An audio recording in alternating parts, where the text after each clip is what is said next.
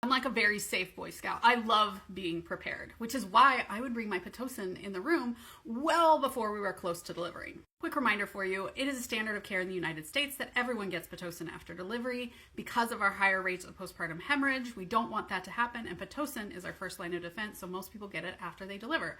But I would bring my Pitocin into the room and I would say, hey, Miss Lala, I have some Pitocin here. We're not going to run it during your labor. Of course, if we were going to run it in our labor, that's a whole different story. But I plan to give it to you after you have your baby. It is to prevent some bleeding after you have your baby. It's really important, and everybody in the hospital kind of has it ordered just to make sure that they don't bleed. Is that okay? And then they'd be like, sure.